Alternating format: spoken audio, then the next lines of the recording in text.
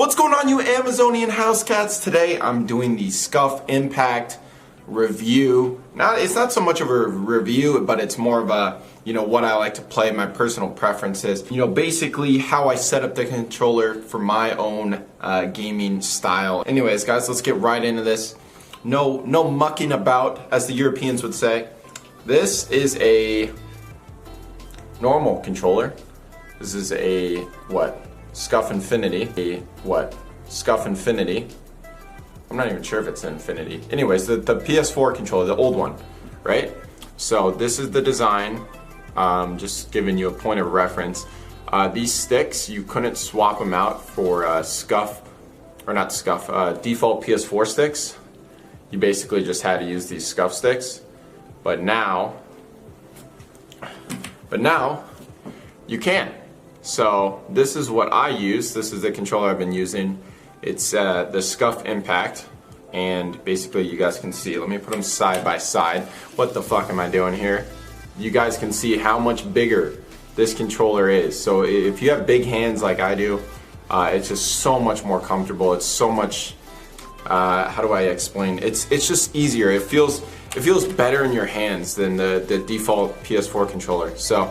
Anyways, still has the mic port. I'll just go over it briefly. But anyways, swap the. Alright, let's see if my camera will focus. For some reason it struggles. So yeah, PS4 sticks in a brand new Scuf. They haven't really done this before. I think the only ones that you could buy were the Scuf 4 PS.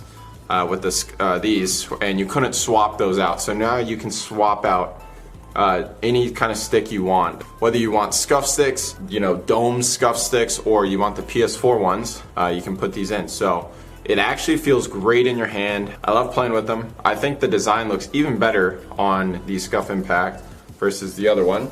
This one didn't come with the trigger stops or the hairpin triggers, but it doesn't really matter because I shoot flipped. I shoot with these bumpers anyways, and I use these to throw stuns and nades. So don't really use that too much, so don't really care for it. Also, if you guys notice, on the back, a little bit of a different setup. So this is the outside paddle right here. It's bigger than this one, as you guys can see. So this one would usually be here, and then the inside one would be right there. So what I have it set to now is, this is the jump, this is the melee. I made the melee one smaller because I just don't really want to be clicking that all the time.